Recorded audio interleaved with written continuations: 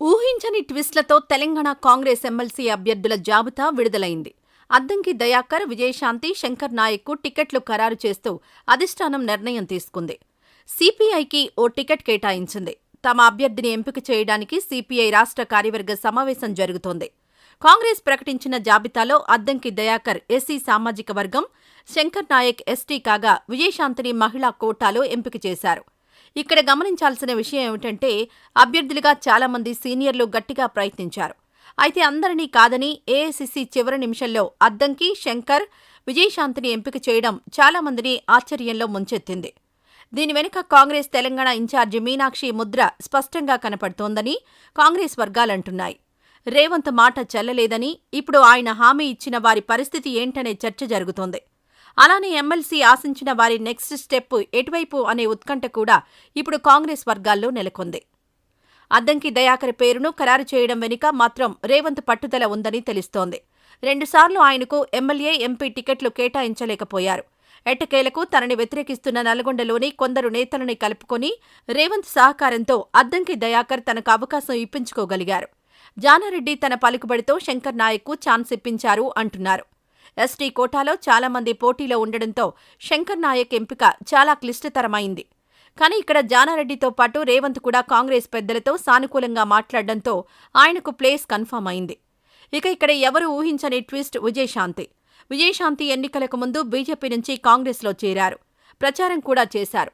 కానీ ఈ మధ్య రాజకీయ కార్యక్రమాల్లో లేరు. అప్పుడప్పుడు ట్వీట్లు పెడుతూ ఉంటారు అంతే. అయితే విజయశాంతికి పార్టీలో చాలా కాలంగా అన్యాయం జరుగుతున్న విషయాన్ని మీనాక్షి పలువురు నేతల ద్వారా సమాచారం తెప్పించుకున్నారు. 2023 అసెంబ్లీ ఎన్నికల్లో మెదక్ సీట్ ఇస్తామని హామీ ఇచ్చి కూడా చివరి నిమిషంలో చేయిచ్చారు. అసెంబ్లీ టికెట్ ఇవ్వలేకపోయిన కారణంగా ఎంపీ టికెట్ ఇస్తామని అప్పట్లో హామీ ఇచ్చింది పార్టీ. ఈ మధ్యనే 2 ఎమ్మెల్సీ నామినేషన్లలో కూడా విజయశాంతికి అవకాశం దక్కలేదు. ఈ విషయాలన్నీ మీనాక్షి తెలుసుకున్నారు. అందుకనే ప్రముఖ సినీ నటి 2 సార్లు టికెట్లు కోల్పోవడం, మహిళ అవడంతో విజయశాంతికి అవకాశం ఇవ్వాలని మీనాక్షి అధిష్టానానికి సిఫారసు చేసినట్లు సమాచారం. దాంతో రాహుల్కు అత్యంత సన్నిహితురాలైన మీనాక్షి మాట Mallikarjuna Kharge, general secretary KC Venugopal కాదనలేకపోయారు. అందుకని ఎవరు ఊహించని రీతిలో విజయశాంతి పేరు ఖరారైంది. దీంతో ఎమ్మెల్సీ ఆశించిన చాలామంది తీవ్ర నిరాశకు గురయ్యారు.